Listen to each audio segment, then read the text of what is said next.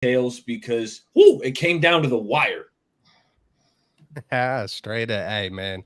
Hey, a very, very good experience for Trey. Brock is back. All of it, man. You know, Sammy D did a little bit of something. But yeah, man, we're gonna hop straight into it and y'all see it right down. Hey, and if y'all haven't, hey, when y'all come through, smash that like, hit all the channels up. The link is in the description. Hit the notification bell, the subscribe, all that. Raphael 5629ers already. Yee! Already coming through. Says, what's good, Keltz Chronicles, Jay in the Bay, Bay Area Baller, and everybody. Man, what's up, my man? How you doing? Hope all is well. All right, man. Hey, we're gonna hop straight up into it, man. And we're gonna just you know what? First off, we're gonna take a pump. We're gonna pump the brakes and chop it up a little bit about Bosa before we hop up into this game and how concerned y'all are and just all that good stuff. But you know what? I'm going to start it off just really quick and just say, I'm going to flip the script on it and say, I'm taking this as a positive. I would be worried if I didn't think he was going to be a 49er, but I think Bosa will be a 49er. And I'm looking at the positive side on when was the last time we ever seen Nick Bosa peak in the playoffs? I can't remember him really just being destructive, you know, in the playoffs. So I'm kind of looking at this on a different angle that maybe this is going to help him keep gas in the tank and he's just going to take flight in the playoffs. So that's how I feel about it.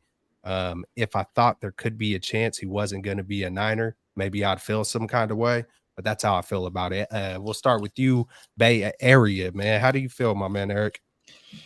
You know, I'm holding strong. I'm trying to, keep a strong face, but I got to be honest. I'm starting to worry a little bit. It's not quite normal. This isn't typically how Parag and the front office handles their business. You look at George Kittle, Fred Warner, we have a few of these contracts to go off. They're usually done by now. So time is ticking. I will say, Bosa, he's never played in the preseason. We know Defensive Player of the Year, one of the best defensive players in the NFL. But I would like a couple weeks of practice, of just pushing on other grown men, pushing them around because, the soft tissue potential injuries is a concern. So I'm starting to worry a little bit because it's like this isn't normal for this front office. Deals are usually done by now. No, absolutely. First, I gotta say, what's good? Thanks for tuning in tonight, Blue True, Don, Randall, Portola 45. We appreciate you guys tuning in. I think John Lynch and the Niners are playing with fire. As BayAreaBaller mentioned, you don't want to have those soft tissue issues.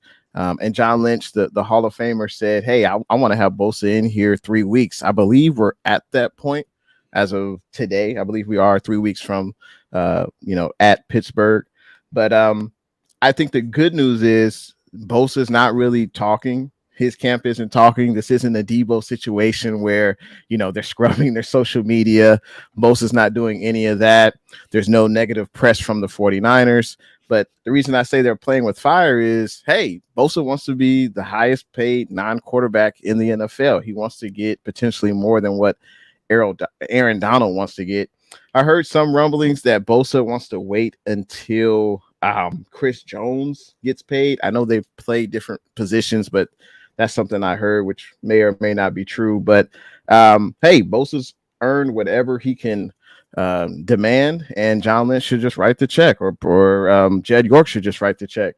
And obviously, even if Bosa signed 2-3 weeks ago, I don't think he would play in any preseason games, as Eric said. But he does need to, go up against our offensive linemen. He does need to get those calluses, as Harbaugh used to say, and he needs to harden for the football season. So, am I worried? I would say no, because we know Bosa takes care of his body. We know he's going to come in tip-top shape. I think if we had those concerns, I would be more worried. But I think when he gets in, he gets in. And as long as he's there week one, I think that's, at the end of the day, that's all that matters. I feel it. I feel it. I feel it. I also, man, I think that was a good point, I think that was a good point, Eric, on, making sure you're tuned up. You don't want to be in week 1 and be a full go and all of a sudden, oh, there's a hamstring or, oh, Lord forbid, there's a core. He's went through some pretty big injuries, Bosa and we know he's going to be in shape. We know he's a straight up monster, but you want to make sure things are fully stretched out. You know what I'm saying? That you're in, and I'm sure wherever where is he in Florida? I'm sure he's, keeping moving, but there's kind of nothing like football. I think it's just a different element when you're on the field and you're, like you said, two grown men putting full, going full throttle, you kind of do. So that was a good point, Eric.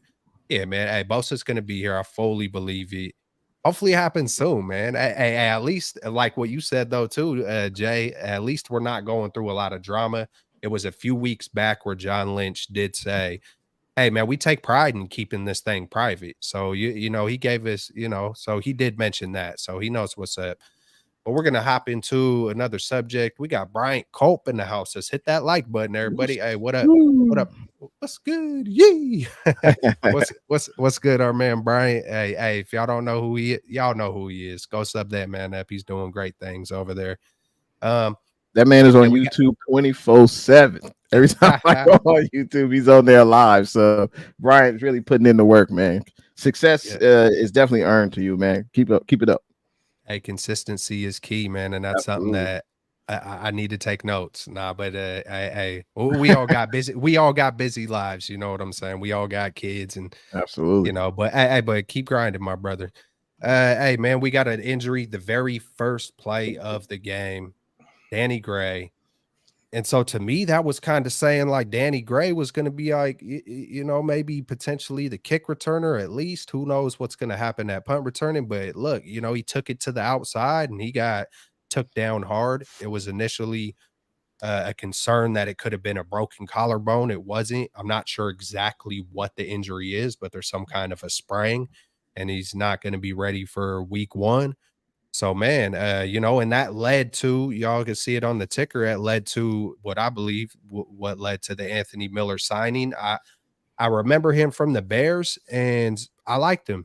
I liked what I seen over there. I haven't checked out his stats, but just my own eye test over the years.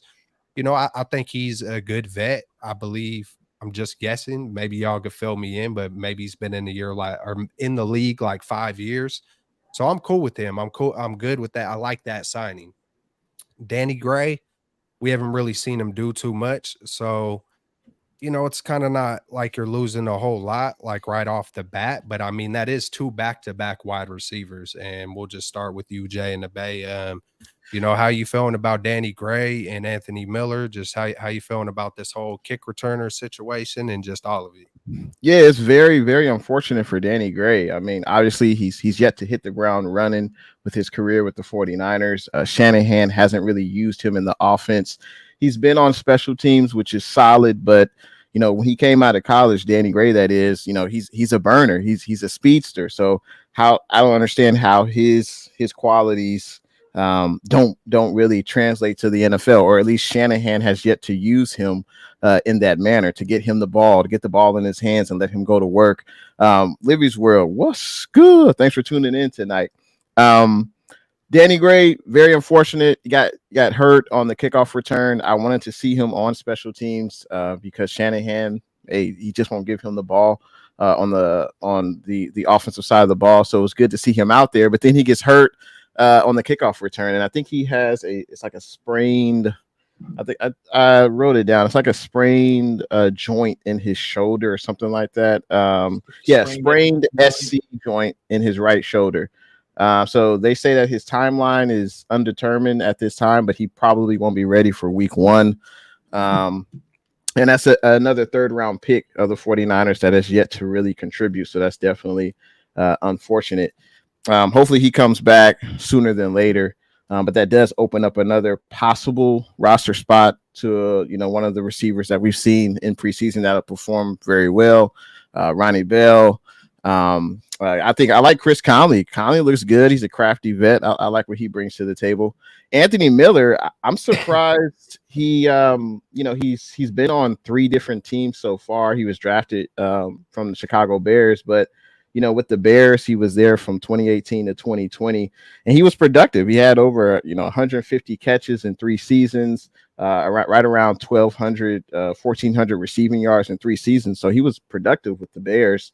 But the last 2 seasons he was with Pittsburgh and Houston. So he's definitely a veteran receiver. As you said, he's been in the league 5 years. But why was he still a free agent, at this time of preseason, which is kind of weird to me. Maybe teams know something that the Niners don't. But at this point, he could just be a depth piece because Ray is going to be out. Danny Gray is going to be out. So for Anthony Miller to make the roster at this point in the season is probably not likely, but he's a veteran. He's got experience in this league. He's been productive. I like it. And it's, a low risk, high reward signing. Let me just ask you real quick, Jay, if you would rather have Willie Snead or Anthony Miller like push came to shove. I mean, Willie Snead, he's a little long in the tooth. He's been with the Niners, I think, the last 2 years. He's been on the practice squad. He hasn't really contributed in games, not that I've noticed at least. Anthony Miller's a lot younger. Anthony Miller's, he's 28. He's 28 years old. He could still be relatively in the prime of his career. I don't think anyone would say that Willie Snead is in the prime of his career. So I would rather have Anthony Miller. What's good? 49er minded. How you doing, man? I'm going Willie Snead there. I mean, Anthony Miller, the Bears gave him so many opportunities, to be a dude. I believe he was a 3rd or 4th round pick for him. They wanted Anthony Miller to play. In my opinion, he's just not that good. And that's why he was still a free agent at this point. He's kind of small. He's kind of slow. I was never really impressed with what I've seen from Anthony Miller. I think you nailed it, Jay, when you said he's here for depth. Listen, he's going to be playing out there during the 4th quarter of this preseason game because, they got to have somebody out there running routes. So that's what I'm expecting from Anthony Miller. Now, on the other side, Danny Gray, man, this one stings. I am a big Danny Gray fan. I think he's dynamic. I think he's electric. And I'm really disappointed that, he's banged up once again. This is a player who, he sat out the Raiders game with some soreness. Hip soreness. With the hip. Yeah. And when he wasn't practicing, it was initially reported during the practice with the Raiders, he was sitting out due to overall soreness. But Danny, he's just a dynamic player, but he needs practice, he needs reps, and he hasn't been able to get it. So now I still think he's going to make this team. What I'm expecting is going to happen, he's going to be on the initial 53, and then they're going to flip him to IR and add one of these veteran guys, like maybe a Conley, who you guys are right, man. Chris Conley's been playing pretty freaking good. I have a feeling we're going to talk about this man Bell, so hashtag no spoilers. But yeah, I'm bummed out because I really wanted to see Danny Gray erupt and to have a big jump year 2, and this is just kind of pumping the brakes on that. How many do y'all think we're gonna keep? 5 or 6, or because I was figuring maybe 6, but who knows? I would say 6. Yeah, that's what I was thinking. And hey, man, hey, what up, 49er minded? So many layers. I don't know why he loves when I say layers, man. The country twang comes out or something. What's up, Don? We see all y'all in the house. Dusty Gold. I just want to add real quick. Go ahead, just real quick. If we have to rely on Willie Snead or the gentleman we just signed today, Anthony Miller, I think we're in trouble. But Willie Snead, he was really good with the Saints with Drew Brees, but that was like 6, 7, 8 years ago. But I don't think Eric, I don't think you think that he's gonna make an impact on the squad per se. I think he's Willie Snead, Anthony Miller. I think they're depth at this point. I want Willie Snead on the practice squad. I want Willie on the practice squad because if something happens, you get 2 injuries in the same game, and next week you need a guy to suit up. or somebody catches COVID or someone's out, boom. I feel like Willie can kind of plug and play. He's that veteran. Yeah, he's That's not my that thing. explosive, but he knows where to be. He's just a pro. Exactly. That's my thing. If I was going to a Tay Martin or a Winstead, and just because I haven't seen him, you know, put together years, and Danny Gray right now, as listening to you, Baller, talk about him, it's a little reminiscent to Trey Lance a little bit. He just needs reps. He needs, you know, injury and sitting and doghouse and all these kind of things. And you know, I'm kind of looking at, I'm a little more confident with the Anthony Miller, because I don't need them. If we do have to go to those kind of guys, whether it's Willie Snead or Anthony Miller specifically, like I know they've done it in the league. You know, I'm seeing Willie Snead catch bullets from Trey Lance last night. And I believe Anthony Miller could do, you know, not be nothing special, but hold down the fort just in case those injuries happen. I mean, if I had to pick and choose, I'm probably going to be a homer and pick Snead because he's already been here. You know, he knows the system. He's more familiar with it. But I got to go with my man, Chris Conley. I've been kind of already throughout training camp, already been kind of juiced up about, you know, what he's been doing. And then I just find out, you know, on church on Sunday, man, that he's family through marriage. So I was like, hey, that's kind of dope right there. You know what I'm saying? I got to hear a little from a source, but it's actually family. I got to hear some really cool things. He's a great dude. And so I'm rooting for him a little extra hard because of that, man. So that was hella cool to me. So, man, come on, Chris Conley, man. We got you over here. We got you, real talk. I was almost going to joke about tickets, but I ain't going to go there. All right, man. He's like, I got to make the squad first. Yeah. Nah, man. Nah, I'll do that. I'll take you to dinner or something eventually. Yeah, we'll get together. Where we at? We got Twin Empire in the house. Yee! What up, my man? Hey, we got to get you on the show one day. It's been you know, we're gonna get it in the works, my man. You're doing good things over there. We see you around. Willie being good this year. I think he's talking about Snead.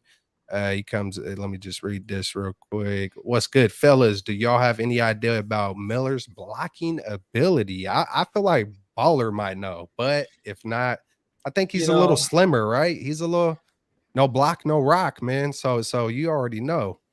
You know, he's a smaller guy. He doesn't impress me in terms of his route running. Like, he's a guy, he's a bench piece, but the blocking, no. I know the 49ers wide receivers block, but the other 32 teams, it kind of slips past me how, you know, the tenacity of those wide receivers blocking. Absolutely. All right, man, we're going to hop into it, man. We're going to get straight to it. The quarterbacks, man, and not even the quarterbacks, but Brock is back. And I can't lie, man, I was excited. I don't know. I got a different vibe. I got a good vibe this year with our quarterbacks, man. I can't always say I felt that way the past couple of years with Jimmy. It was boiling in me to where, you know, just you have the feeling when something is kind of over before it's over. You know, and that's how it felt with Garoppolo and drafting Trey, and it was still and then Garoppolo came back. But this year, it's a different vibe, man. Like, I was hella excited to see Brock, and I was equally as excited to see Trey. You know, so it's not like it's like you kind of really never know how you're rooting for someone until you really see them on the field. That's how I kind of, you know, I could sit here and say, oh yeah, I love them both. I've been rooting for both of them. This, that, and the other. But, you know, seeing them both on the field, you know, it's real. But seeing Brock, man, you know, I just thought he was smooth. I thought he was smooth, confident. Same old Brock, you know, Kyle Shanahan definitely, you know, went to the screen, had everything flowing in this direction, everything flowing to the left, flowing to the right, you know, just like Kyle Shanahan likes to do, the misdirection and a screen here, a screen there. Let's hit a slant over there. You know, you know, he hit Jennings a little bit deeper. And then I also like to see Brock Purdy take a hit, you know, get hit, trying to evade pressure, you know, in the red zone back to back, you know, where my God, TDP and Jalen Moore. Hey, you know what's not just, hey, man, I got to say, I just got to get it off real quick just in case I forget it later in the show. TDP, it was horrible on that where the two guys and he had to do the spin move, Brock Purdy. But if you look at the left tackle on top of it, I think it was Jalen Moore, the tight end, and TDP. I feel like and the defense audibled or the line shifted. And when that happens, I feel like there should be an equal shift with the line to where it feels like there was almost like 2 or 3 guys that at least one guy was just blocking nobody. And it's like I see it time and time again where the system says you're supposed to do this, but if they're, catching on to that, I feel like the O-line need to be switching up as well, because I see a lot of times there's free rushers and then there's an O-lineman not blocking someone. All last year I seen it, McGlinchey standing there, the controller died, and but just time and time again. So I did have to get that off, but I do feel think you. And just to double on that might be on the center, Keltz, because in this system, the center's making a lot of these slide calls and shifts. Yeah. So if the D-line does do something on that, was Brendel in the game at that point? I don't know who's snapping it, but probably, it's on the center. If something needs to be slid, if the slide protection needs to go into play, the center's got to call that out. So maybe it was like a blown assignment on that behalf, because that got to get linked up, man. We've dealt with enough QB freaking injuries for there to just be continuous free rushers. And I know Shanahan's system is so many moving pieces and so much, it's not very vanilla to where, hey, there's that guy, you go block him. It's like there's, we'll see. But I do want to get back to Brock and say, I think I was able to see everything that I wanted to see. The easy throws, a little bit of longer throws, a little bit of running, east, west. It's like everything you could kind of want in one drive. I think it kind of happened. Ayuk got the ball, Debo got the ball, Jennings got it, so man, it was good to see him immediately come in and right off the bat look exactly like he never left. It was reminiscent a little bit of Bo Jackson. Bo Jackson could be on a couch for 6 months, hop up and hit the field and just start trucking people. And, it gave me that kind of a gamer type vibe. It's just in him, man. So it was good to see. Well, Bo was hitting some home runs also in his spare time. But going back to Brock was phenomenal, fellas. I was extremely impressed. First play of the game, Debo's running, I call it a play action slide across the formation. Brock hits him in stride, and then Debo shows off some acceleration, the vision. But this is about Brock. So he hits that one. Then, he hits the wide receiver screen to Debo. But the most impressive throw, you mentioned it, Keltz, he's rolling left, which it's harder to throw a ball when you're rolling left as opposed to rolling right. But he's rolling left. He has an open, I think it's Ayuk running underneath. Ayuk's open in the short, but he passes that up. He says, no, I want the chunk play. Hits Jawan up high for the high point, and I was like, whoa. Brock is back. I thought that throw was awesome. Then he hit Ayuk perfectly on that slant. We know that slant, those in-breaking routes are a staple of the Shanahan offense, and Brock just threw it in that perfect window, got the team down to the 2-yard line. Would have loved to punch that thing in, but man, nonetheless, I was really impressed, and I was just sitting. And at one point, fellas, after he hit the throw to Jennings, I started laughing. I just started busting out laughing because the narrative during training camp, at least, from the couple people I'm listening to, is that Brock, man, we should be worried. He's throwing all these interceptions, all these pick sixes. And it's like, finally, it was starting to get to me a little bit. I'm like, damn, man, maybe I do need to worry about Brock. Then he Who comes are these out people? and he's GC. Beep, boom, beep, boom, beep, just drives him right down the field. And I'm like, I just started laughing. Because I was like, oh, there's Brock with his daily freaking pick. Yeah. And that's what I've been hearing. But I didn't see none of that. Brock was dicing up, and I just loved what I saw. Hey, it's good to throw those INTs in practice. You get that out your system, and, you try to limit those throws on game day. But, Keltz, you brought up a good point about the offensive line. And I think Jalen Moore was in on 2 of those occasions where there was 2 guys that came on his side and they ran free. So that was definitely something that stood out to me. But hopefully that's something they clear up through film study. And let's be real, Jalen Moore, he shouldn't be a huge factor if all our offensive linemen are healthy.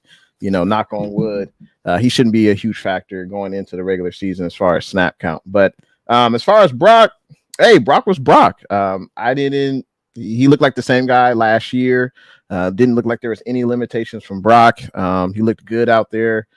He was very precise with his throws.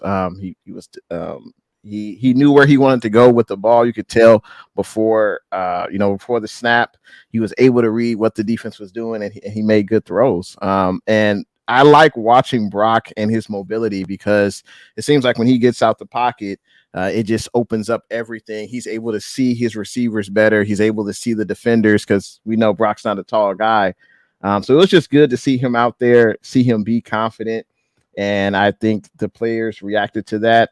Also, I know we're talking about Brock, but, it was good to see Debo. I mean, when was the last time we saw Debo look like that? Debo said he wasn't the same size since his rookie season. So it was good to see Debo, Ayuk, all the guys. I want to see Kittle out there as well, but he probably won't play in the preseason. But I would say great to see Brock, and I'm looking forward to seeing more of him. Not sure if he'll play in the preseason versus the Chargers. I would like to see him out there at least for one series with the starting O. But yeah, it was good to see Brock. And hey, if he stays healthy this whole year, I think we got as good a shot as anyone in the NFC to represent the NFC in the Super Bowl. Brock continues to play well. He continues his rookie year into his sophomore year. It's going to be a lot of W's, that's for sure. A lot of W's. That confidence is real, because I know this is basically our second season. I'm trying to think, when did I start? Were we talking before even the season before that, me and Jay? Because that's almost the most confident I heard you say that this early about Super Bowl, and so I love to hear that. But I was gonna ask y'all, it's weird how you can really feel the confidence from Brock. Like when he get the rolling out, you're just like, there's a blessing, because that's the blessing of going through the crap with Jimmy. It's like Jimmy would get in that situation. Oh, please, dear God, like, oh my, you son of a, you almost getting ready to start cussing, like, dude, if you do it again, and so, man, it gives a different vibe, man. It's like he just feels like a vet. It's just, he did it, and I mean, he did it even in his first preseason game. It's like, I know a lot of us like to say none of us knew it, but I'm pretty sure us three were saying, hey, he looked like a gamer. Hey, that man Brock, and by the second game, versus the Vikings, it's like, hey, don't come at me crazy, chat. Did a live play-by-play, but he looks like a young Russ Wilson. I know I over exaggerate, but I seen flashes of the mobility and whatnot. So it was just a great thing to see. We got Twin in the house. We're about to throw Amin on. I just got to see Brock against some teams that we aren't favored to win against. That's going to be hard to do. That's going to be hard to do. I mean, that's also a good point, though. Like, just given the fact, hey, the competition, hey, man, that Dolphins defense was humming last year, though, and yeah, hey, we're gonna see, man. Exposed. Hey, but if you look at the schedule, like the only teams that we're probably not favored against, you think maybe Philly, maybe Baltimore, maybe Cincinnati. Like, honestly, those are probably like the only three we may not be favored in. But that's what I would say. What's good, Amin? How you doing? Yeah, what up, Amin? How you doing, bro? What's up, yo? I'm so sorry for being late. That's my fault. I completely forgot today was Monday, and then like I saw the notification on YouTube. I'm like, oh my goodness, we're going live tonight. Hey, you ain't sorry, bro. All good. All good. Hey, you ain't sorry. I think you're pretty cool, bro. I think you're pretty cool. Amin, you got to make his entrance. Just bless us with your presence whenever you can. I mean, that's all we're looking for. Bro, man, you got that, man. You're making me feel like, man, I need to put some Rogaine and fix this hairline, man. What's doing all that, man? We not scared of Dak. We not scared of Dak Prescott. Nah. We ain't scared of Dak. Nah. All right, man. So, hey, how you feeling about Brock? I mean, how did it make you feel watching that drive, man? And we talked a little bit about Danny Gray. We talked a little bit about Bosa. If you want to kind of just touch on all those kind of things, man, hey, the floor is yours. Have at it. Brock Purdy looked like Brock Purdy. I mean, like efficient, got the ball out on time, made, you know, quick decisions, you know, it was Brock Purdy basically. Like there was nothing that really stood out. It was one drive, right? So you can't really take much away from one drive, but from that one drive, Brock Purdy looked like Brock Purdy. He was efficient and basically did what he was supposed to do. So, I mean, nothing really from that Brock Purdy drive. I mean, it was pretty much what we've seen from Brock Purdy and why, you know, Kyle Shanahan speaks very highly of Brock Purdy. And looking back at Brock Purdy last year, why everybody was hyping him up so much and why we were so successful with Brock Purdy, because, you know, we were talking about this last year also, but Brock Purdy, I mean, he just makes really good decisions. He knows pre-snap where to go with the ball, and like he makes it like even like pre-snap, he just knows where to go. And when he does make a decision, it's very fast. Like he processes things really, really quickly. And you know, that's what makes Brock Purdy so great, is that he processes things really quickly, but he also doesn't have that many turnovers while doing that. He's efficient. He gets the ball out quickly. He's accurate for the most part, and he knows where to go with the football. And that's what, like, you know, that's why Kyle Shanahan loves him so much. That's why he's so successful when he's under center with this offense. And he basically went out and did that again. Now, my biggest question is, with these three quarterbacks in general, regardless of Brock Purdy, is that obviously Trey Lance, I loved what he did. You know, he had obviously a bounce back game from him. Sam Darnold, we don't know a lot from Sam Darnold. He's had 55 rep starts, but he looks like the same Sam Darnold. There's nothing like that stood out to you. I didn't like the fact that he got extra drives. I didn't think that was necessary by Kyle. I thought you could have given those to Trey Lance, who was your first round pick, not Sam Darnold. So I didn't really like that, but the biggest thing for me this year in specific is, if Brock Purdy is healthy and he plays 16, 15 games, he plays the entire season, those games that you mentioned, Jay, those games where, yes, you obviously need a good game from the defense, but your offense also has to be up to par. The games against Philadelphia, the games against the Ravens, the game against, I think we're playing Cincinnati, those are the games where Brock Purdy and this offense has to come alive, because, and I'm not the only one that said it, but shout out to Rob Stats Guerrero, but he also said it on a show. I forgot. I'm forgetting her name, but like he said it on a show, but he was like, the most important thing that you need to win is a quarterback. And obviously we all know that, but you look at even going back to last year in the Super Bowl, Jalen Hurts was phenomenal last year in that Super Bowl. The only mistake that you could think that he made was that strip sack fumble, right? That got ended up taken for a touchdown. But you look at that Eagles team. Yes, Kay Adams. Thank you, Twin Empire. Thank you so much. Kay Adams, right? He went on the Kay Adams show. But the thing is, even when you have that Philadelphia team that went up against the Mahomes, that Jalen Hurts played a phenomenal game, as good of a game as you could have played. That Eagles defense is really darn good. Arguably, and this might be a hot take, but it's probably a better defense than the 49ers if you're just looking at talent and who they have on the roster. They have better cornerbacks than the Niners. They have really good safeties. They have an amazing pass rush with Hassan Reddick. They had Javon Hargrave last year. I mean, they have an amazing defensive line. Not to mention their offensive line is also full of Pro Bowlers. They led the league last year in Pro Bowlers, and they led the league last year. So with all that and having Jalen Hurts, who I think is a really, really good quarterback, they still weren't able to get it done. So even with this team, right, even with the Nick Bosa, and we have Fred Warner and Dre Greenland, all these amazing players, my question is, if Brock Purdy is that guy, right, if Brock Purdy is, the Niners franchise quarterback, and it's not Trey Lance, and it's not Sam Darnold, and if Brock Purdy is what we think he is, and what Kyle Shanahan believes that he can be, the games like the Philadelphia games, the games like the Ravens games, the games like the Cincinnati games, where the offense also has to step up, those are the games where I'll be watching really closely to see, is Brock Purdy that guy? Because if he does it against garbage teams, or like the Cardinals, and he puts up 30 on the Cardinals, I'm like, all right, they're the Cardinals. I've seen you do that last year also. If you cook the Miami Dolphins, whatever defense filled with injuries, that's whatever. That's cool. It's good as a rookie, right? Like as a rookie to come out and do that is still pretty good. But against the teams that you have to have strong offensive performances against, and teams that you have to play really well offensively also to win, those are the games where, when Brock Purdy is, or if he is under center, those are the games that I'm going to be really evaluating. Let me ask you real quick. I mean, just to get to the game, and I hear you. Like real talk, man. Hey, will he be able to go toe to toe with the heavyweights, man? And that's always the thing that I used to think about a lot more, was with the ceiling of Trey Lance and whatnot. But just to hop right back into the game, and we're gonna get the Trey right here. we'll go around the table. But do you think that he would have, and I want to ask you guys too, do you think Brock would have dove for that pylon in the regular season or when it really mattered? Because I was like, oh man, I think, you know, and then I was like, oh, maybe that was kind of like a slide without a slide. Like, you know, do you know the very last play? Y'all know what I'm talking about, right?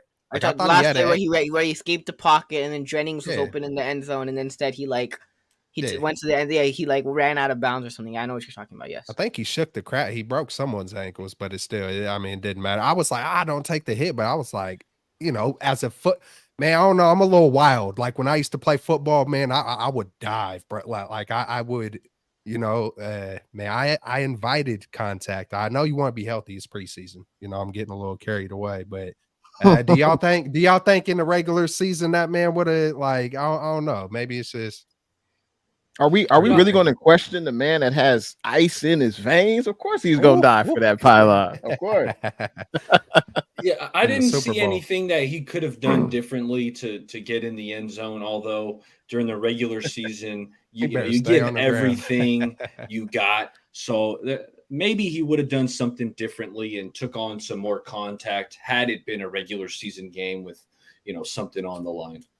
Yeah, real talk. Yeah, I agree with Baller. I mean, it's a preseason game. Like I ain't trying to see you like, you know, pull a Jimmy and try to, you know, fight for your Jalen Hurd tried to lower his shoulder in the preseason, and it took him out the league. Yeah, like stuff like that. Yeah. Hey, bro. Hey, how dope would that be if we see something like that, like a John Elway in the damn Super Bowl? I don't know if y'all remember that. Helicopter. Kind of got helicoptered. Yeah, man. You know, save it for the Super Bowl if you're gonna go airborne, like a Twin just said, aka keep your ass on the ground.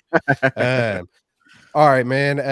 Lance, man. Hey, let's just get straight to it, man. We'll talk about Darnold, but we all know we all know who generates the talk, man. It's been this way for a past couple years, man. Shoot, I threw a little thing on Twitter, man. I thought it was just gonna be a cool little thing, man. I think that thing got like 200,000 views or some crap. I was like, holy. This man Lance don't play, man. He's going to be the center of attention. You know, everybody loves to talk about him, good, bad, and ugly. Excuse me. Yeah, but one of y'all could take it off, man. How are y'all feeling about Lance? Like, what was the positives, negatives? I got to drink some water real quick. I thought Lance was really freaking good against the Broncos. Obviously, we saw the interception on the first drive, and you know, it's not ideal. I will say I thought 91 just made a hell of a play. If that ball is 2 inches higher, then it's getting over his outstretched hand. Nonetheless, it was a pick, but the way he bounced back, I thought was really impressive. And probably the most impressive part of the game, besides the 2-minute drill, where, I mean, that is extremely important that you experience things like needing that 2-minute drill to go down the field, get Moody that kick. Like that's big time important preseason stuff. But the way Trey Lance was beating the blitz, because the defensive coordinator of the Broncos, Vance Joseph, he was blitzing the hell out of these quarterbacks. Okay, we'll get to Sam, but Sam was struggling against the blitz.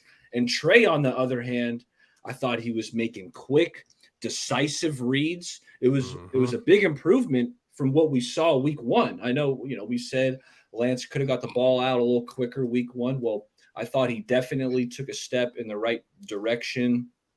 You know, the touchdown down the seam to Latu was money. You know, the slant to Snead.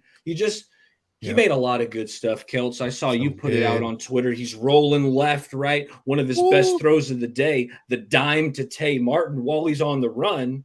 And Tay lets that one slip through his fingers. But nonetheless, it was just a great play by Trey. And I thought it was just a big-time improvement. I really liked what I saw from him, and I hope he can kind of continue to build off of this really good clutch performance. I had to put that spiral in slow motion for all the freaking spiral. That was nice. We have heard, bro. It's like I wanted to make sure everybody's seen that spiral in slow damn motion. Oh, it's preseason. Oh, it's what it's like, man, and then people were still trying to, you know, come into the mentions, whatever it's called. Oh, it was a little bit behind him. It was too low. It's like, still, bro. You know, I think it's the first time in my life I called someone a Ken. We say, okay, Ken, just calm it down, Kenneth. But yeah, man, I thought Lance did freaking great, man. I think I counted it versus the Raiders. The first 7 or 8 throws, like, you love to see him go through his progressions, right? But at some point in time, we keep on hearing it. We all hear it. We all have our eyes. We see it when we're watching it live. Let it rip, man. Come on, let it go. Like, hey, I understand the injury, the rust, the nerves. You can see he needs reps. But to me, watching, you know, so from the Raiders to this game, man, he was letting it rip, man. You know, and then he was just being more decisive when he was running too. He wasn't doing the slow running. He was getting up out of there. And I mean, I think the first pass to Tay Martin, he got up out of there and it was almost like a little jump pass. You know what I'm saying? And then of course the rolling to the left, it was like the highlight practice video a year or two back where that went super viral, where you know, he did almost the same thing. There was actually a play, the 2-point conversion, y'all. I don't know if y'all remember the 2-point conversion play. It wasn't a great throw, but you can really see Trey Lance's athleticism on that play. Like in a different scenario, dude, he was running sideways, almost full speed, switched his hips without like stopping and started running backwards and then kind of switched it back to side, like all simultaneously, bro. Like, he's different. And I feel like once he really gets the reps, we love Brock. We know the confidence and this and that, but it comes back to Amin's point. When you're playing versus the big dogs, it's a beautiful situation. It's a beautiful mess. That's the way I just describe having Brock and Trey. They're both 23. They're both young. They're both friends. It's hard not to love either one of them. But Trey just does something. He's got some special talents, man. That there's stuff, the size, you know, I can start naming off every throw, but I'm gonna let y'all like take the floor and take your turns. We'll go with you, Jay, in the Bay, man. How you feeling about Lance? And man, for him to get that experience, one more thing, like, man, you could tell he don't got experience in kneeing, you know, kneeling the ball down, man. I kind of chuckled at that and laughed to see that, like, you know, just to get that feeling and see how everybody rallied behind him, especially at Uke coming on the field and for Latu, because that to me shows they hear the noise. That's what that tells me. I know it's ignore the noise, protect the team above their door going into the locker room, but when you see a Uke get that juiced up, they hear the stuff about Latu dropping these balls. They hear all the shit that comes down Trey Lance's way continuously for 2 years. So it was good to see, man. I loved it.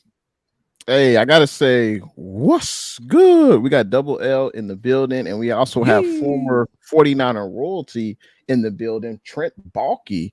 Thanks for coming through tonight, Trent.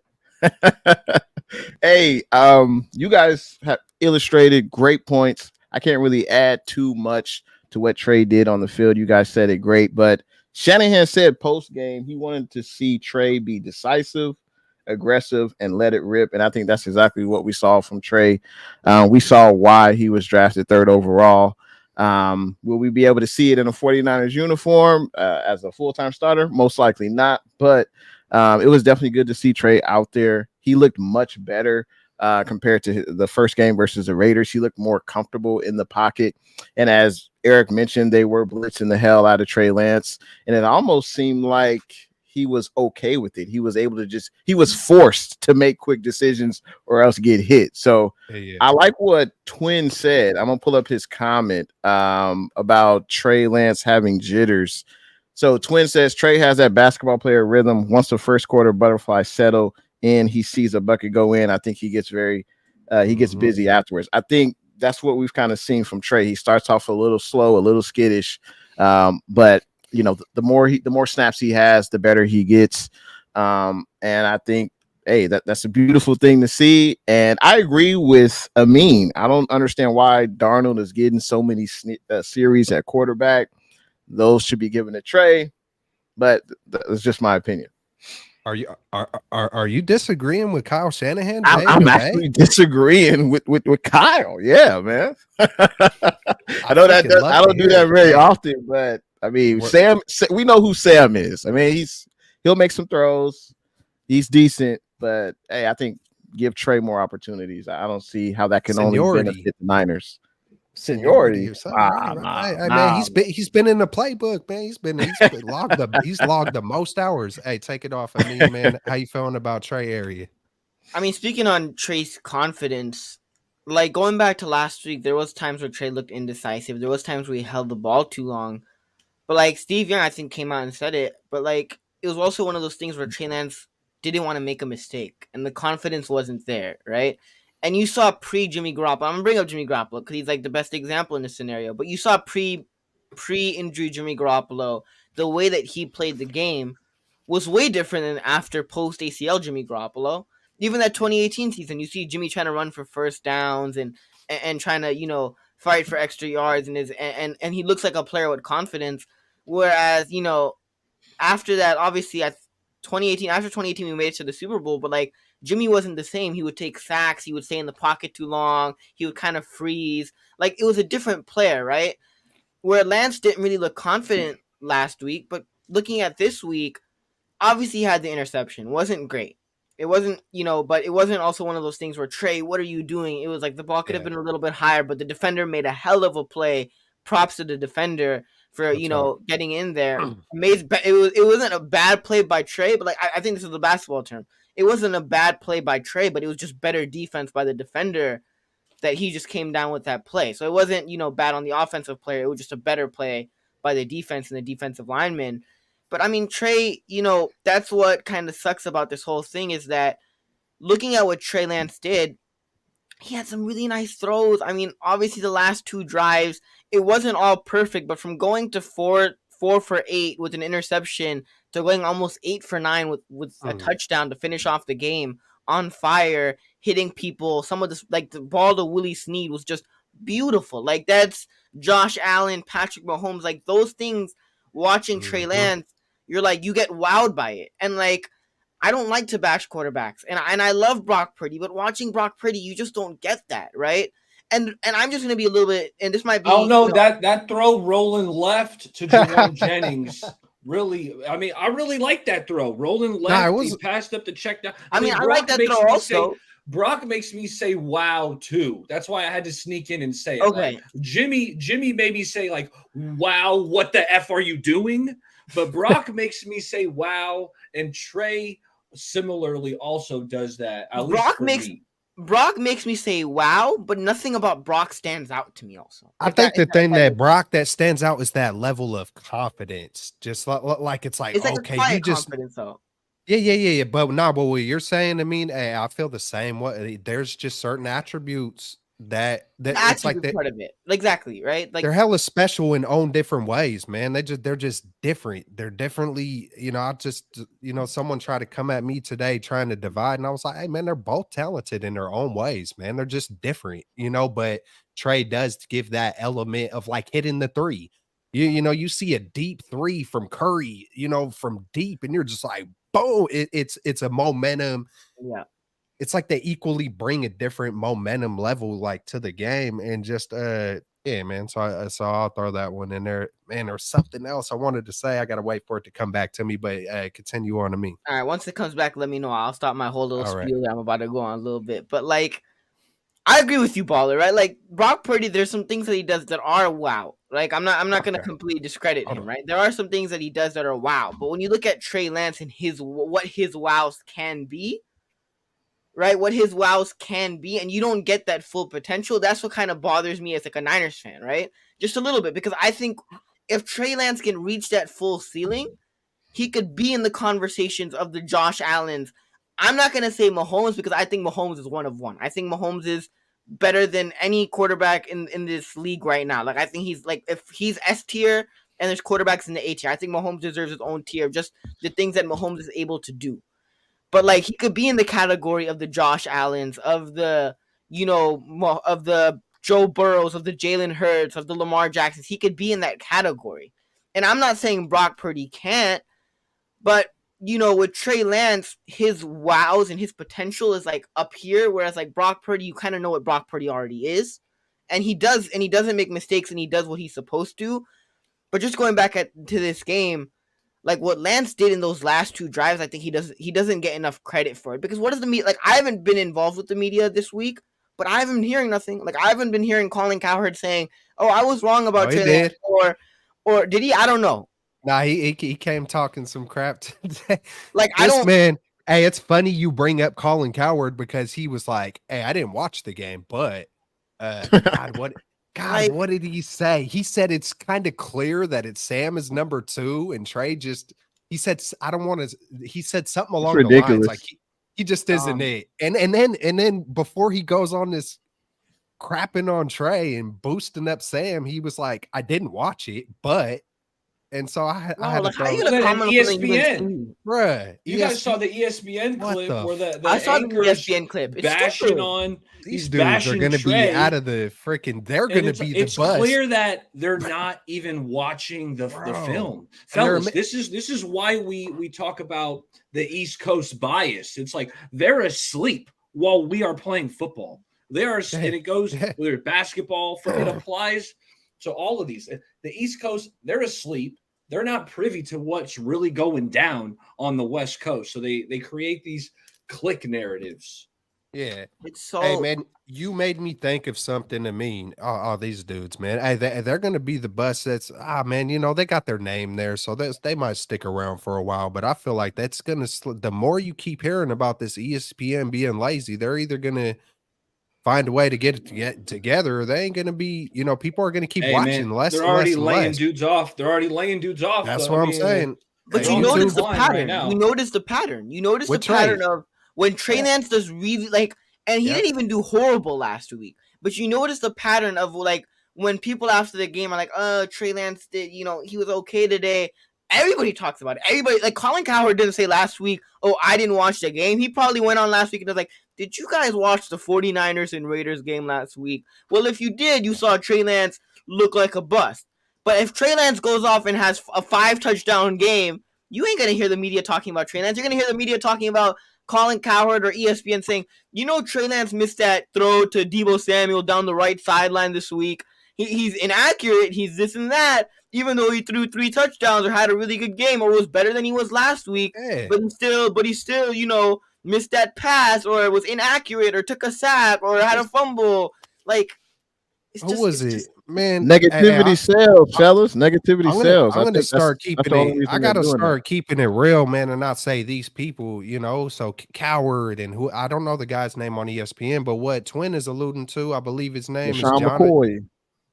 Something.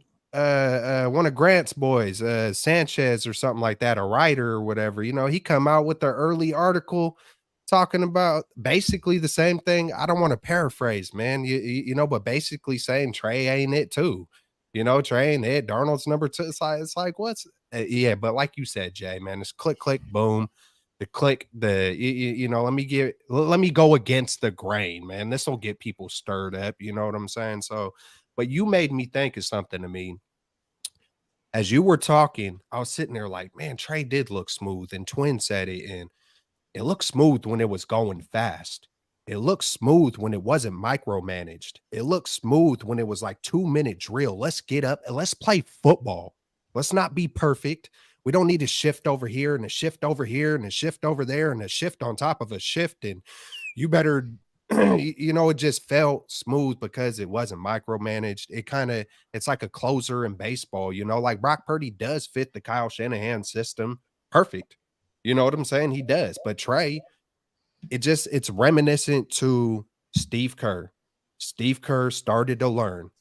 Freaking, I got to back up off Curry, man. He stopped and he said it publicly. Like one of the best things that I learned with Curry was that I had to loosen the reins. I had to back off. I had to be like, he's grabbing his head. What are you doing taking that shot? I mean, yes. And he started smiling. It was that moment, bro. He had that moment like, all right, man, I know I've won championships with Michael. I know I've been with Greg Papa and the Spurs. Sometimes you hold on too tight. Sometimes being vulnerable and letting go is like powerful. And I don't think, we'll see. To each their own. Everybody has their own leadership. I'm not trying to like be judgmental to the man on how he goes about his business, but I seen it. I seen when Trey loosened up what it looked like when it was go time and you're having fun. You're playing football. And yeah, man, you made me think of that, Amin. So props to you. That's what's that's what's irritating about still that people that call Trey Lance a bust is that, like, I don't see the media criticizing Justin Fields as much as they criticize Trey Lance. Like, I really don't. Like, they'll talk about, oh, Justin Fields had a good game last week. But, like, the thing is, if we're hypothetically breaking this scenario down, even if the Niners took Justin Fields, right? Because I was scrolling through YouTube the other day and, like, my YouTube shorts, and I got a YouTube short that said the Niners made the worst decision. They had 3 quarterbacks there, and the Niners picked the worst one. Trey Lance is a bust. The Niners, like, Trey Lance is the worst quarterback that you could have picked there. And, like, thinking about it, I'm like, hypothetically speaking, Mac Jones, like, yes, you could have drafted Mac Jones, but it just wouldn't have made sense because he was there at 12. You didn't have to trade 3 first-round picks. But Justin Fields has the same tendencies as Trey Lance. He's just a faster, quicker, more elusive Trey Lance, but he also misses short. You watch, like, I think Baller will probably watch this on Monday night last year of the Bears, and Justin Fields, there's clips of Justin Fields having tight ends wide open and he'll, like, sail it over their head, right? If Niners fans get upset with Trey Lance doing that, they would have gone upset with Justin Fields doing that. Justin Fields, if he was probably on the Niners, and this might be a hot take, but he probably wouldn't have even seen the field. He would have probably been in the same scenario where Trey Lance is right now, where people would be like, oh, Justin Fields is a bust, Justin Fields is this or that, because they have the same tendencies. So, like, my problem with people that call Trey Lance a bust is that he's not a bust, nor is Justin Fields. My problem is the Niners drafted a Lamborghini. The Lamborghini is really fast. It could drive, really fast. It goes, specific horsepower. It has specific horsepower. It's a really powerful car. But the Niners just don't know how to drive the Lamborghini.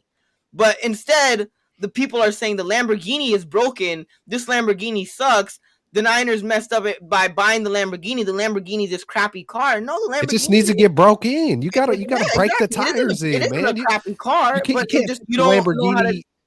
can't take the Lamborghini and go 35, man. Yeah. Or you got to take the 50. You got to take the 50, the Mustang. You got to go swing donuts. You got to get the tires loose, But hey, I love it. I mean, hey, as everybody touched on Trey Lance, hey, and this is what it is, man. It just and it's not nothing on Trey. Like, what has Trey done? You know what I'm saying? It's kind of like, what, did he go beat some people up? He seems like a humble kid. You know what I'm saying? It's like, it just feels like the 49ers are so passionate. We've been so desperate for that quarterback since freaking Steve Young. We had glimpses with Jeff Garcia, Kaepernick, Alex Smith passing. And then I think it's a lot of just built up. It's 30 years of waiting for a Super Bowl. It's 30 years. We haven't seen a Pro Bowl quarterback since 2002, Jeff Garcia. We could go down the line. We could talk about just all the stuff that surrounds the San Francisco 49ers, and people are kind of just hitting the head like it's go time. It's time, man. So I think that there's just so many freaking elements and layers to it surrounding Lance, where he was drafted, what school you went to. I mean, it's not just one thing. There's 50 things. Oh my God, he pushed their precious Jimmy out the door. It's just a lot. It is freaking a lot, and it's all coming to a head. And it's hey, everybody touched on Lance though, right? Yeah. All right, y'all want to talk? Hey, we could do a quick thing. We're hitting up on an hour. I don't know how you guys are on time, but we got quite a bit of topics, and we'll see how many we get to them. If y'all want to touch on Sam, I'll start it off short, simple, and sweet. I think he did all right. Man, it's hard to almost remember with Brock and Trey. Oh yeah, they kind of went a little quick on that last drive. It almost felt like they wanted to be real purposeful and forceful to get that touchdown for him. Jack Coletto, he made a couple of good throws. I mean, hey, nothing too horrible, nothing really spectacular. Just, Sam did his thing. Darnold, he looked like how a vet is supposed to look. He looked composed. He made throws. He had a few plays that got negated by penalties. The 49ers offensive line had multiple penalties on a few the drives. dime to Juwan Jennings, Jay. I mean, that was it was Darnold's potentially his best throw was a dime to Jennings, and then the Feliciano hold. Guy was in Darnold's face. Like that throw, I was like, okay, Sam. But keep going, Jay. Yeah, but I wasn't. Was I excited by seeing Darnold? No. Was I impressed? What I saw last night or Saturday night was what we've seen from Darnold when he was back with the Jets. So I didn't feel like I really learned anything new from Darnold. Hopefully all our QB stay healthy and we don't even have to see Darnold playing unless it's garbage time. But he was solid. He played how I thought he would play. Yeah, I thought Darnold was pretty good. He showed off his athleticism, had a couple scrambles. He was hitting some slants on time. You mentioned the flat TD. Darnold, he did some good things. The one area that I did not like, there were a couple blitzes. We talked about how often the Broncos defense was blitzing. He flat out froze up in the face of this blitz. Like the first read wasn't there, and it's like, okay, well, you got to get to your second. I know you got to be quick, but he just froze up and accepted the sack. I didn't want to say it, Keltz. I didn't want to say it. It might be too easy mentioning when the blitz comes, is he seeing ghosts? It was Casper, bro. Hey, I thought Casper was a friendly ghost, bro. And that's why I was so impressed with Lance, because he was getting the same blitzes and dissecting the defense, getting the ball out quick, finding that open outlet. Sam was freezing up. He took 2 sacks. That being said, he did do some good things. Yep, I mean, Sam Darnold did some good things. I mean, but, Sam Darnold is what we know Sam Darnold, right? After being in the league for 3-4 years, you know what Sam Darnold is. You know who Sam Darnold is. And that's why it pissed me off that he got extra reps. Like, come on, I was waiting for it. Everybody said, right? Pre-game. The game plan is last week, Trey Lance had the first half, Darnold had the second half. This week, Purdy, we didn't expect him to suit up. He suits up an hour before the game. Purdy gets the first drive. Darnold gets him. Darnold didn't get out of the game until third quarter, 1 minute and 22 seconds. 1 minute and 22 seconds. And he didn't look bad. The interception wasn't his fault. That was on the receiver. And coaches have this rule all the time. If it hits your hands, you got to catch it. So it was not his fault that was an interception. It was a good thrown ball. He had some nice throws. He did what I would expect from Darnold after being in the league for so long, after being, with this Niners team. He didn't surprise me, but he also had some nice throws. But it just frustrates me that what Sam Darnold is. You don't need to give him those extra drives because you know who he is. It's not like in an extra drive he's going to become, the next big thing. You know what he is. So, as much as he didn't do anything bad, he was fine. Sam Darnold played fine. He had some nice throws. He did some good things. But you know what Sam Darnold is, Kyle. So, I get it if Kyle's we're trying to be fair to both quarterbacks, but how are you really being – you're kind of favoring a guy that just came in new to your team compared to a guy that's been here for 3 years. It doesn't make sense to me. I can't even, I can't comprehend it. It's frustrating to watch. Man, if it don't make dollars, it don't make sense. And I know one thing, they are creating a lot of freaking views with all this crap. But anyways, how about Mitch Wisnowski's freaking shanked punts, man? I know I've seen back-to-back shanked punts and was just like, what the heck are you? What is going on? Mitch, the little sidewinders or whatever. And then, what's up? Hey, Keltz, real quick. Just in regards to Darnold, you look at his drives. He had 3 straight punts.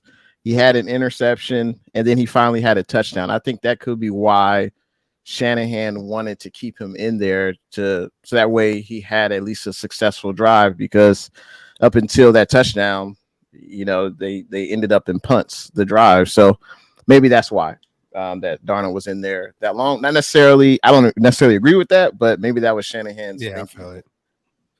In regards to Moody and Wisnowski, man, the special teams is looking kind of shaky. It's on shaky ground. I know Robbie Gold sitting back, rubbing his hands. He's got his feet up on his autumn, and he's just probably laughing right now.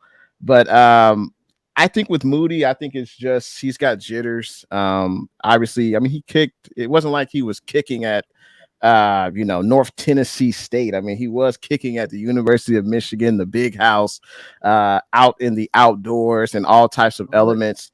But for some reason, he's got those jitters, and I think that's normal. Anytime you're doing something on the grandest stage, you're going to be nervous. And hopefully he just gets that out of him. And I think the more he kicks, hopefully the more confident he'll be. And I don't think there's no way we're keeping 2 kickers on this team. And Moody was selected third round, so he's got to make the squad. I don't see how you cut him. I just don't see that. So you just got to hope he keeps his confidence. Trey Sermon. But it's different. I think a running back. I think they're replaceable. And you can say kickers are too, which is fair. But we already have one here too. Yeah, but Shanahan. I think Shanahan and Lynch would be admitting to a mistake. And first of all, picking a kicker in the 3rd round is hella high. And I don't think you want to give up on him, so fast. I hear about the nerves and all that. Can I ask y'all a question? Serious question, though. Maybe. If you were the 49ers, would y'all pay Mitch Wishnowsky the money? Would you all extend Mitch Wishnowsky? Is he that special of a punter for you to extend Mitch Wishnowsky? Man, when it comes to I don't know, man. No, sometimes it's like it's a game of inches. It's a game of inches. But how valuable is Mitch Wishnowsky? It's just he had some kicking good field punts. goals is different. Field goals, man. I agree. I want my field goal kicker to be money because that could be the difference of home field advantage. You get a little shaky in one of these games, and you're the reason. And we've seen our seasons come down to whether it's wild card or whether it's home field advantage or playoffs. Like you want to make sure your guy is money, and gold was always freaking money. And so that's a little concerning to me. Even the game winner, I'd really look real hard, and hey, man, you better get those nerves out real quick. Kickers are different. I feel like they got a little bit shorter of a leash, like compared to, I just do, because that's it never matters until it does. And you just got to be money, man. Get those jitters out of the way real quick. We've never really seen Shanahan handle a, bad kicker situation, I don't think. So that'll be interesting to see if that comes into fruition. And then, yeah, man. So did everybody touch on the Moody experiment with? Hey, I just got to say, about Mitch Wishnowsky. Last year, I don't know if you guys know this, but Mitch Wishnowsky, he's got 32 punts in the opponent's 20-yard line, and that ranks. Can you guys guess it? Top 5 in the NFL. There's no doubt. Top 5. No doubt. You got to bring. Yeah, it's definitely top 5. He's number 5. Aussie. So I think it makes sense to bring him back. He had a great season. I don't know what the money was, but I would, if they didn't bring him back, I'm still going to be a 49er fan. And then since they brought him back, it's all good. But there's no doubt he had 2 shanks against Denver, and it's preseason. You got to remember that too. It's preseason. It's not the real game, and you just got to hope he doesn't do that during the regular season. Mitch, yeah, he's good at pinning teams. No, I haven't touched on this one yet. Mitch, he's good at pinning teams inside the 20. It's where you're trying to get put off a 50-yard punt. We want a 55-yard punt. Mitch, it's just not quite in his bag. Like, he doesn't have that boomer of a leg where he's going to drive a 65-yard punt. The punt returner is going to be backpedaling while he catches it. It's just not in his bag. And I think I want to say he played college at a high altitude. Utah. It was at Utah, right? And that kind of boosted his punt average. I feel like he doesn't have this big leg. He is good at pinning teams inside the 20. That is a positive as a punter, but he doesn't have that boomer.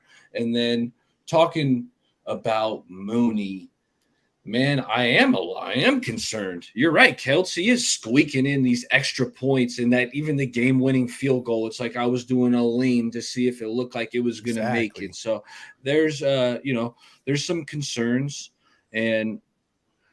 but I believe Jay is right. They're not cutting this man. You know, drafting a kicker in the 3rd round, you can't cut him because the Raiders kicker Daniel Carlson, I want to say he was drafted by the Vikings, and the Vikings gave up on him early, and he's turned himself into one of the best kickers, probably after Justin Tucker.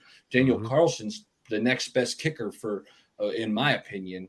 He's up there. So if you give up on this guy early and then he does hit somewhere else, now you really look like a buffoon.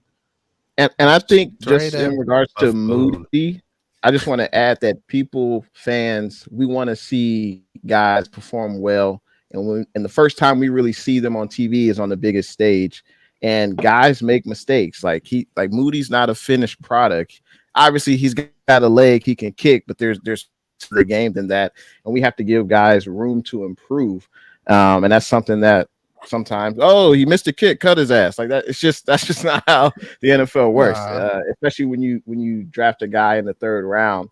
And one last thing on Mitch, I got to get me a Mitch jersey, but he's also last year he was top 5 in least return yards. So when he's putting the ball, they're not able to get great field position as far as a return aspect. I think he only allowed. While you got all the punting stats up, where's he at in terms of like the distance of Jay, when you become an expert, what's his? I know, like 50, if you're I love like it high though. 40s or 50, like that's a good punt average. But okay, if he's hitting a bunch of 35-yard punts, then maybe that's why the other guy isn't returning it. That's fair. You know, I would have to do a little bit more research. You asked me on the spot, but my bad. Jay, you gotta add it to the Twitter bio. Mitch Wishnowsky stand. Mitch Wishnowsky. Hey, we need some special teams is important, man. Special teams is real key. Bro, we need some punter No stats, Mitch man. Wishnowsky slander will be tolerated. Not on the Straight Out of the Bay show. No, none here. Man, I want the speed. I want the velocity of Tabor Peppers. How fast he's getting it up out of there. The long snap. Hey, I love it though, bro. Real talk. That's that quite yet. Hey, man. Hey, let's hop into. Hey, look at the ticker says sleeper picks to make 53, but I also want to just turn it into. Hey, if there was any standout players or anything that really concerned you throughout the game, anything that really just caught your attention, I'm going to go with one main one, and that's, someone I've been lightweight pounding the table for or sticking up for or whatever, you know what I'm saying, is Cameron Latou, man. How nice was that to see him catch a few balls, hold on to it, not fumble. I don't believe he had any drops, and just how big that catch was. I know I said it earlier, but just you could feel that the players hear the noise. You know, that's the way I took about it. Hey, man, I tweeted it out. I see Luke Luna right there, Il Manning. I'll just give away one of my sleeper picks. I've been watching some tape on him. Brad Graham does great breakdowns, and Larry Kruger's been, mentioning Il Manning. So I've been really locking in and checking him out. When that man got some violent hands, I just go watch some of the tape or highlights and just, pin your eyes on the left tackle, Il Manning, number 60. Typically, someone who wears that number ain't gonna be very good, but that man is consistent, continuously. They get his hands, man. When they try to lock on, he is chopping. I mean, this man is making people look silly. To be honest, he's got good balance. That's one of the bright spots in our second and third unit that I've seen so far. Is I don't want to mess his name up. I don't think it's Ilm Manning, but he's out of Hawaii, and he just seems like a baller, man, especially those violent hands, man. You see guys getting knocked down or just completely off balance. I'm like, that's what I'm talking about. He's headbutting dudes. I think that was the Raider game where he did a headbutt and then followed up with the chop. And I'm just like, let's go, man. It's it made me think of baller. Smells like freaking football season. Like, that's what I'm talking about. But Il Manning, man, if he was a running back, I tweeted it out. If he was a running back, he'd be getting hyped like Jordan Mason right now. It's just the position, but we're always worried about, our offensive line. But who do we got? You know what I'm saying? Yeah, I'm checking out some of this stuff. But yeah, hey, who's your guys' sleeper picks? Was there anyone that really stood out to you in the game? We've seen D winners flying around as well, but we'll start with Jay in the Bay, man. Whew, man, I could go in a lot of different directions. There's definitely some corners that have stood out. Definitely a cornerback who, you know, he definitely was behind the 8 ball at the beginning of the beginning of training camp. I could go that direction, but I'm really intrigued by these linebackers that we have. Obviously, we've got the studs. You already know their names, but after that, I mean, there's Oren Burks, there's DFF, and then the young guys, Jalen Graham, McCrary Ball, D Winners. They're probably, obviously, you can't keep all 3 guys, but I just like watching those guys fly around, hit people, and then show their athleticism. And I think Graham was like one of our last 2 picks in the draft, so he's been wearing the green dot. I mean, that means he's calling plays. He's here. He's talking directly with Wilkes, the defensive coordinator. He's telling everybody where to line up. So that's exciting to see. Usually, you don't see rookies wear the green dot. So yeah, hey, one of those linebackers who would I think would make the squad. I mean, you figure the 4, Fred, Dre, DFF. He's a special teamer. That's what he does. Oren Burks, we signed him a few years ago through free agency. So you think those 4 seem like a lot to me. So I think they would only keep, I think if they keep one of the younger guys, it would probably have to be on the practice squad. I don't think they're going to keep more than 4 LBs on the active roster. But if they did, I would say I would give it to Graham. I would give it to Jalen Graham. If they kept one guy in addition to those 4, which they probably won't. But if they do, I'll go with Jalen Graham. Yeah, we're going to be making some hard cuts. Take it off, Baller. I'm looking at the interior of the defensive line, which I feel like has been lackluster through 2 games, fellas. This D line just in general has kind of been But Marlon Davidson, I thought this cat has looked good.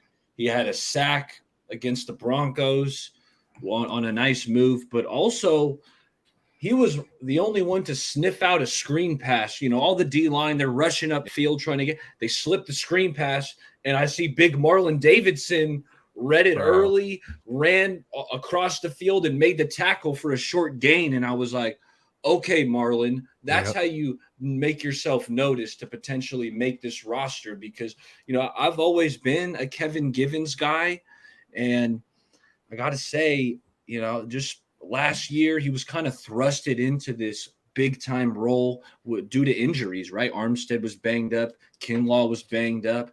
And Givens, man, I wish he would have kind of grabbed the opportunity, seized the moment, as Eminem would say it, a little bit better. But that being said, I think it's opening the door for Marlon Davidson, who I think has looked really good. He looked really good against the Broncos. And then these players are making the team, but I got a couple other names I just wanted to shout out because I thought they played really good. But Jair Brown, I liked what I saw from him. You know, it was a screen pass and he set the edge. He also had that big time tackle before half, saved the touchdown, right? That's two weeks in a row. Next thing you know, the Broncos are trying to get to the huddle so they could snap the ball, but there's not enough time. So, you know, it's a hustle play like that. So Jair, I thought he was good. And then the last guy I'll mention is Austin Bryant. I thought, you know, he didn't record a sack, but I thought he had some good pass rushes. I thought he was bending the edge. He was applying some pressure. And in passing situations, as we've been talking, you know, it's like, who's going to be opposite Bosa? Who's going to be getting after the quarterback? And I like what I'm seeing from Austin Bryant. I like it. So, yeah, man. Hey, I feel the same way about the middle. Yeah, take it off. Or the middle, the defensive tackles. Take it off. Amin. I mean, y'all kind of touched on my picks. Y'all kind of everybody, you know, kind of got one from me. But I mean, the guys that I think are still fighting for a roster spot. One guy who a lot of Niners fans were high on last year is Jason Poe. I mean, he's not looking too great this year. And one guy that did play well, I thought, last on Sunday was Samuel Womack. I think he's fighting with Oliver to get that job. He had a drop pick that was a pass breakup, but he almost had an interception. Like, he's making plays, he's doing his thing. He might even beat out Isaiah Oliver, who right now I don't know what he's doing. Like, I do not know. He just looks slow. Yes, he looks slow. I think he might probably make the roster because they signed him, but he's not a lock. I don't think he's a lock. Where before training camp, they were talking about him being a starter on this team, starting nickelback corner. Where I don't even know if if he's gonna even make the roster at this point. It's getting a little interesting with Wilkes picks with the Hartsfeld and Oliver. Or we assume that those are Wilkes picks, but then you see the homegrown guys that we've brought, and Knight, man. Hey, real talk, Knight and Taylor Hawkins have impressed me. There's nothing. Hey, I see them flying all over the place. I know they might be on a maybe thinner side. I'm trying to, but hey, I know that they have both stepped up.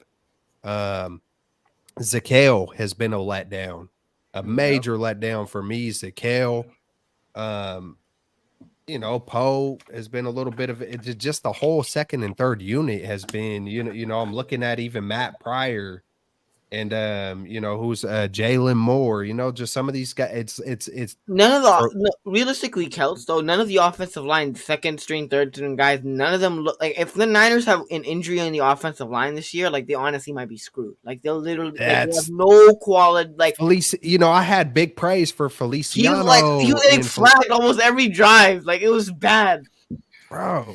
Hey, but the one bright spot I will say, like I said it, man, that Il Manny dude, he has seemed the most consistent and violent.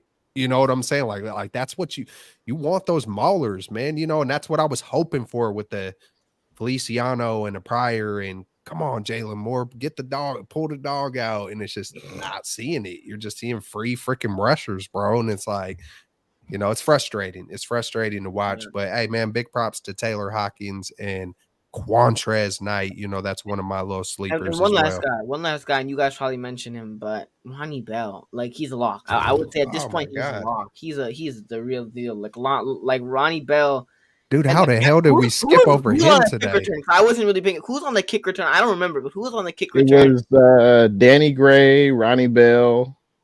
When he fumbled, when the guy, like, there was a fumble and then the Broncos recovered. Was it Deshaun Jameson? I think that was Jameson. Was that a punt?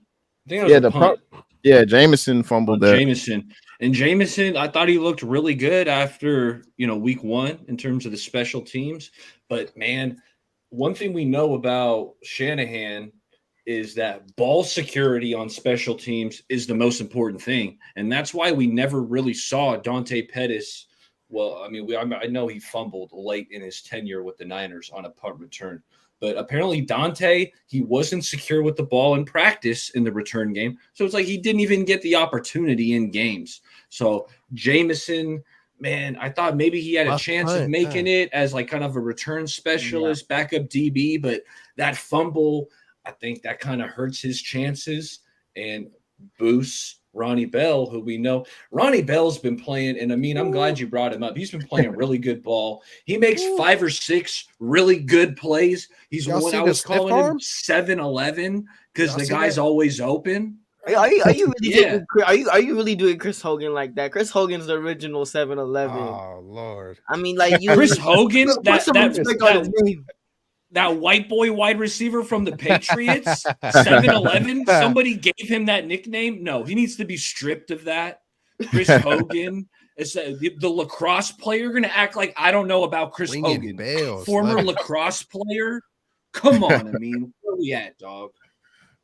Come on. You just worry about doing your homework about this fantasy football draft because we really go there. We really go there. Specifically, you, Amin. I'm coming for you.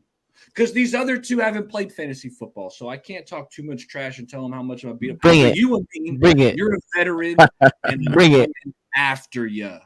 I'm about to come through like a rookie, straight Ronnie Bellin, folks, ringing bells, stiff arming, man, freaking running through screens. That's what we're playing for right here, fellas. It's right running through here. Screens. Hey, man, that man Ronnie Bell was giving me skinny Debo vibes.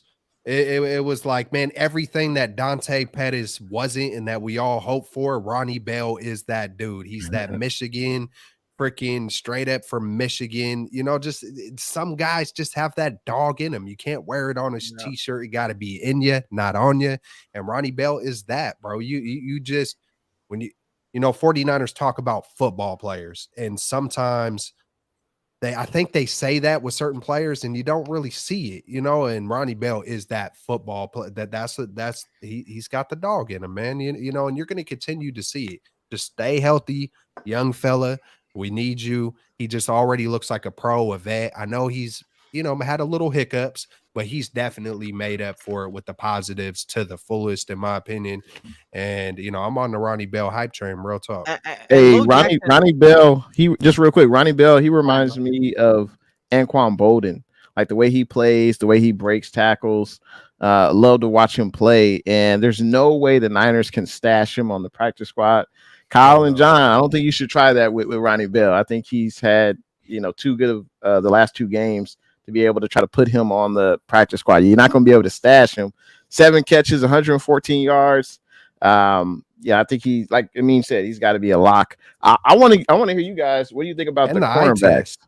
And the eye test with Ronnie Bell too, with the stats. But and you have no reliable returner at this point. Returner, right?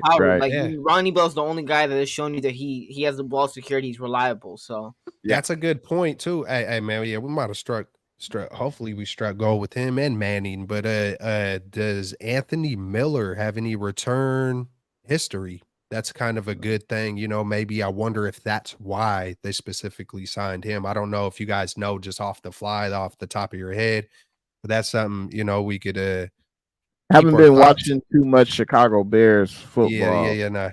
I'll check it out later. I don't think he's really ticking that box. I think this is probably the most airtime Anthony Miller has gotten on any kind of platform, probably in the last couple years. So Anthony Miller, man, hey, straight out of the Bay. What up, my man Low? Good stuff for coming through, my brother. Hey man, good stuff to all y'all coming through. Is there any other topics y'all want to touch on? I think we're about to hit the door. Been on here for a good minute, hour and a half. Y'all got last words or last thoughts? Hey, Anthony Miller hasn't done a punt return or kick return since 2020. So well shit, that ain't it. So it's probably not going to happen. But I have to at least bring up Ambry Thomas. I mean, I know he was on the outs. He fell out of favor, especially with D'Amico Ryans last year. I think he's made the most out of his opportunity under new coordinator Wilkes. And he was playing outside corner yesterday, or I keep saying yesterday, Saturday. And I thought he was impressive. Now, he did get beat on that out and up. But fortunately, Jair Brown was able to make that touchdown saving tackle. But I thought he looks confident, at least. Ambry Thomas, he's hip to hip with the receiver on a lot of the throws his way, and that's good to see because we couldn't really say that before. And I think that cornerback spot outside of what Mooney, Lenore, I mean, obviously you got Womack, Ambry Thomas. So it'll be interesting to see how many cornerbacks we keep and then who's going to, make that final cut, because I know Ambry was definitely on the outs coming into, preseason and training camp. So hopefully he continues to improve and play with confidence. Yeah, man, and that's back-to-back weeks for Ambry, so that's definitely a good thing to see, man. Behind, we got Lenore, and then behind him is Womack, and then, it is a little sketchy, man. If a couple, just praying, fingers crossed for, injuries, Luter's on a pup, and, it's, who knows what Hartsfield, Miles is gonna, I'm hoping the depth is lacking. Yeah, but, that's where you're hoping, that Quantrez at least maybe, we'll see. We'll see how it pans out, but it is a concern for sure. Quick question for Baller, real quick. Baller, what's up? So I mean, like, I'm pretty sure inside, like, it probably felt like you won the Super Bowl when you saw. Did you see the Zach Wilson clip? You saw Zach Wilson. You have to see the Zach Wilson clip. I knew it, bro. You probably wasn't. You were probably feeling it when you saw that Zach Wilson clip. It felt like you might have won the Super Bowl, like, you know. Bro, like, tell me Zach Wilson did something good, because no, I know they played a preseason you haven't game seen the tonight. clip. You haven't seen the clip. I thought you have were your guy. not seen the clip. I Bro, know I there was a knew game something tonight. about I Zach checked Wilson the was score, going and there. it was Come like the on. score was like 6-3, and I was like, oh, I probably didn't miss much.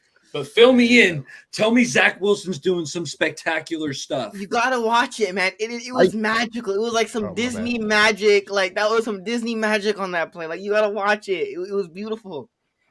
Oh, bro, it's something horrible, bro.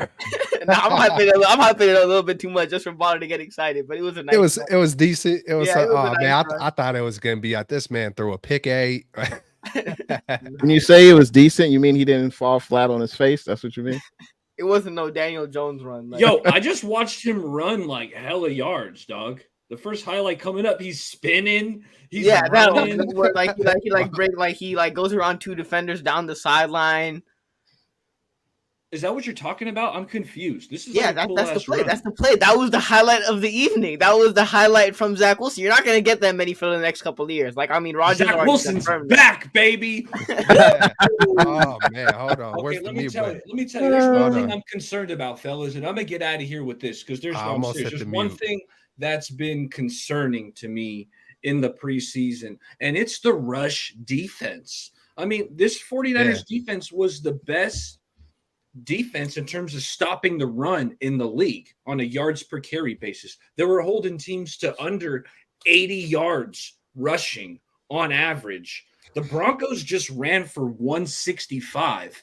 I'm watching Samaje Perine. He's got alleys the size of the Golden Gate Bridge to run through down the middle. And fellas, That's pretty wide. 165, that's double what this team is accustomed to giving up.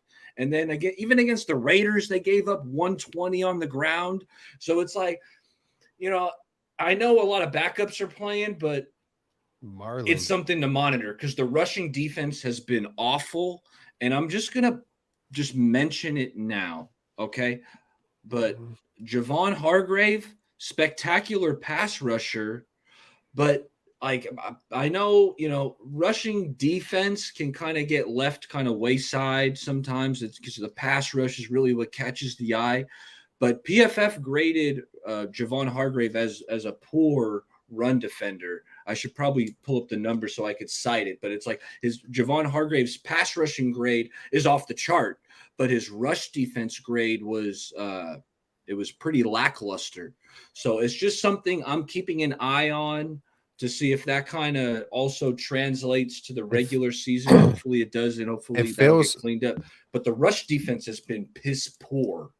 Real talk. That is sketchy. It's really banking. Man, I'm really, really hoping Eric Armstead has like some kind of rejuvenation.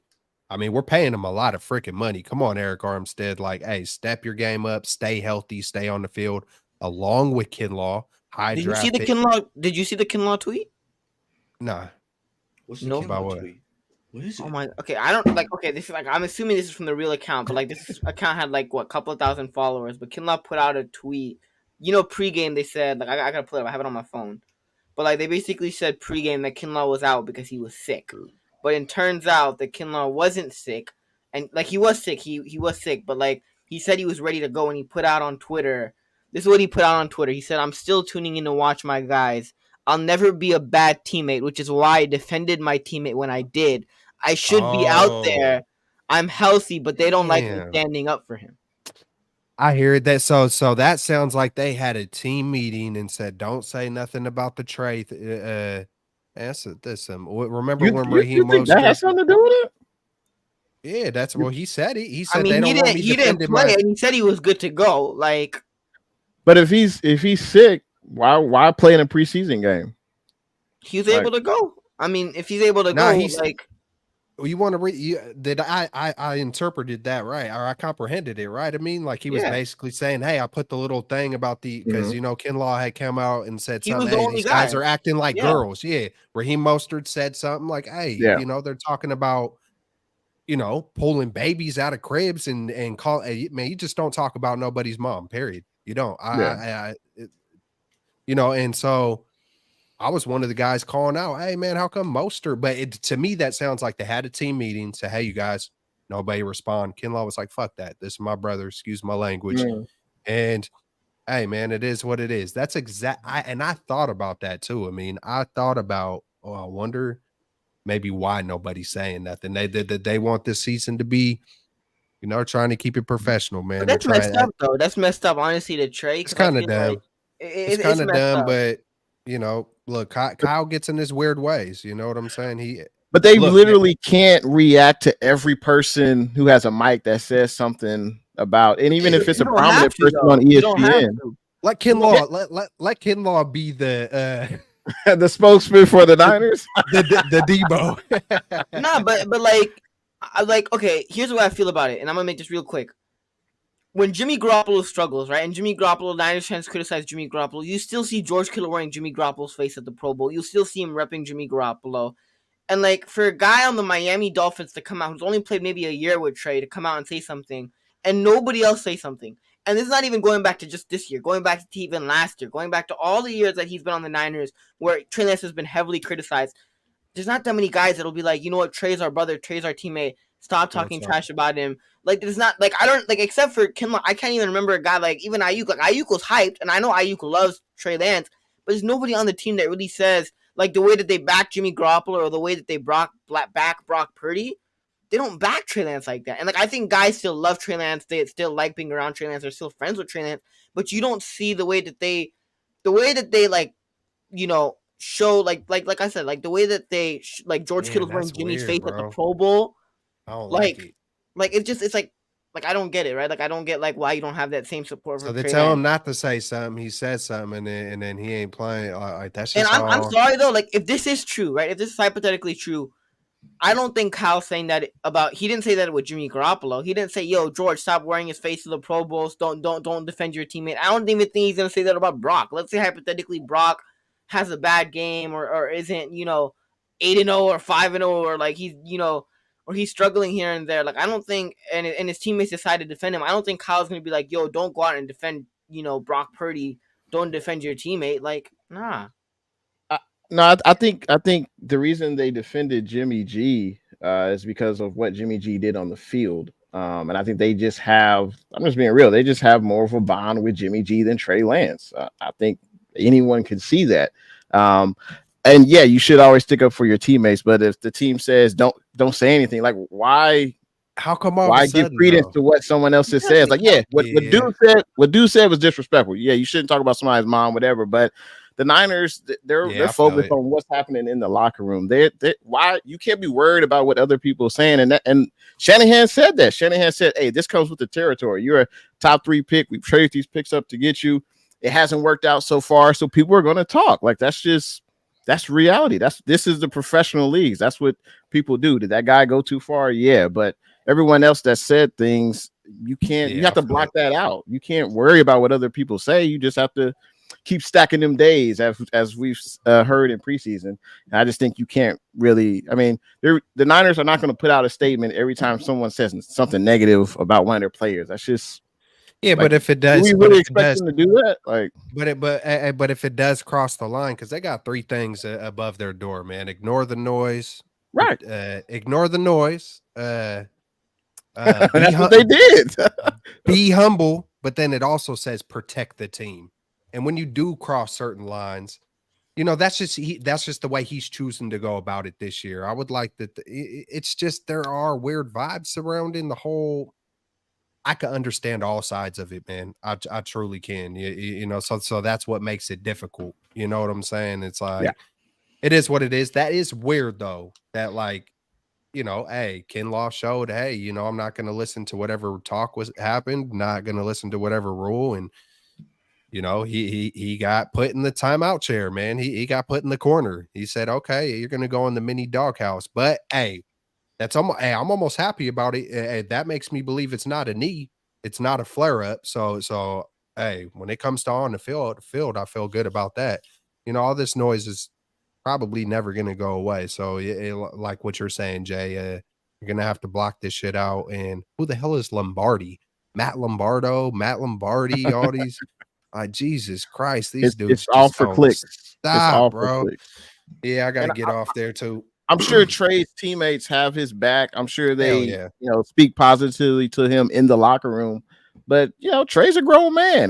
Does he need Javon Kinlaw to speak up for him? No. I mean, come on, man. I do want to see the dog come. I have been kind of thinking about that. Like, Trey is stupid humble, but hey, man, I want to see a little bit of fire sometimes. Slam a helmet, like you know. Just I mean, you don't want to show frustration. Oh no, look at his body language. The microscope is so hard nowadays. I think it's a little too fixated, but that's what we do. We're fanatics. So it's all understanding at the beginning, middle, and end of the day, whether you're looking at big picture, small picture, all of it. It's freaking wild. It's Super Bowl time. It's Super Bowl time. Lastly, real quick. I get out of here. But it was really, it made me really happy watching the press conference in the locker room, seeing Trey Lance smile after the game. Like, they asked him a question, like, do you think you should have gone for the touchdown? But like, even with all of the stuff that they're talking about him last week, like every new media news outlet and the stuff that he's gone through with the 49ers, like, to still put a smile on your face and to smile after the game, and hell yeah, after doing that, like I was really happy for Trey Lance. Same here, man, and mainly Trey, but Latu too, man. That was kind of cool with that whole scenario. And even though you kind of screwed up that would have tied it, I don't know, but hey, we got the W. We won by 1. Man, is this the most hyped up preseason there's been? Man, it's just wild. It's already got good vibes to the year, man. We're already getting in. Looking forward to the Chargers. Looking forward to it. I can't wait for Pittsburgh, but it's 1 week at a time, 1 day at a time. Hey, anybody have any last thoughts before we wrap this thing up? Hey, just huge shout out to everyone coming out tonight, supporting Straight Outta The Bay crew. Whether you're watching Keltz Chronicles, Amin the Dream, Jay in the Bay, Bay Area Baller, we appreciate it for you hitting that like, subscribing, and then leaving your comments in the chat. We love it. So we'll definitely be back next Monday going over that Charger game. Hey, fellas, had a blast. Look forward to talking to y'all next week. And hey, let's get it. Let's get it. Let's go. Yes. Hey, anything, my man Amin? Bang, bang, Niner gang. Bang, bang, Niner gang. You heard it. You heard it right there. Bang, bang, Niner gang. Let's get it. Let's go. Hey, we need that with a little more like enthusiasm, a little more pop. I mean, bang, bang, Niner gang. Bang, bang, Niner gang. Here, I got you. I mean, bang, bang, Niner gang. Hey, let's get it. Let's go. Peace out, y'all. All right, Faithful. Peace. Rise up. Yee. Oh, baby.